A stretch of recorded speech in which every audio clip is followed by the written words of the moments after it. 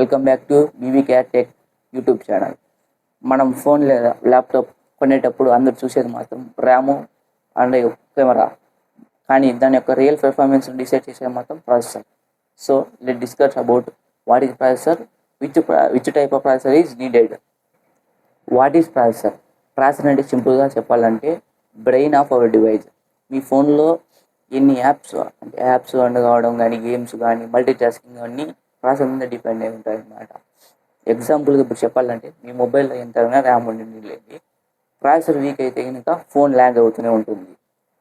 So processor is equal to the main power house of the device.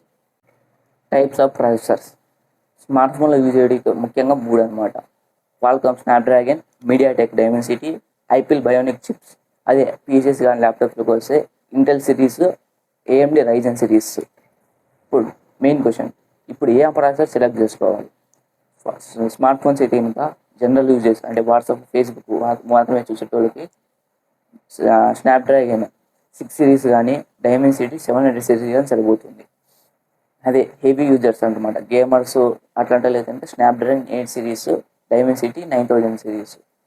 IPhone users అంటే వాళ్ళకి ఇంకా అదే powerful chips అనమాట, అది యాపిల్ బయోనిక్ అనేది. ఇప్పుడు ల్యాప్టాప్ విషయానికి వస్తే స్టూడెంట్స్కి కానీ, ఆఫీస్ వర్క్ అయితే కనుక ఇంటెల్ i5 కానీ, రైజన్ 3 కానీ సరిపోతుంది అనమాట.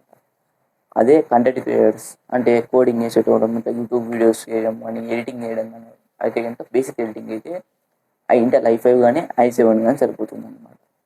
అదే ఇప్పుడు ప్రొఫెషనల్స్ అనమాట, అంటే కోడింగ్, 3D, విఎఫ్ఎక్సెస్ అట్లా చేసేటోళ్ళకి మాత్రం వాళ్ళకి ఖచ్చితంగా ఇంటర్లో అయితే i9, రైజన్లో అయితే కనుక 9 or 12. సో ఫ్రెండ్స్, మీరు ఇప్పుడే ప్రాసెసర్ ఇంపార్టెన్స్ అండ్ చాయిస్ గురించి తెలుసుకున్నారు కదా, క్లియర్ ఐడియా వచ్చింది కదా. ఇప్పుడు మీ మొబైల్ యూజ్ చేసే ప్రాసెసర్ ఏందో మాకు కామెంట్లో షేర్ చేయండి. మీకు వీడియో నచ్చినట్లయితే లైక్ చేయండి, షేర్ చేయండి, సబ్స్క్రైబ్ చేయండి. Thank you guys.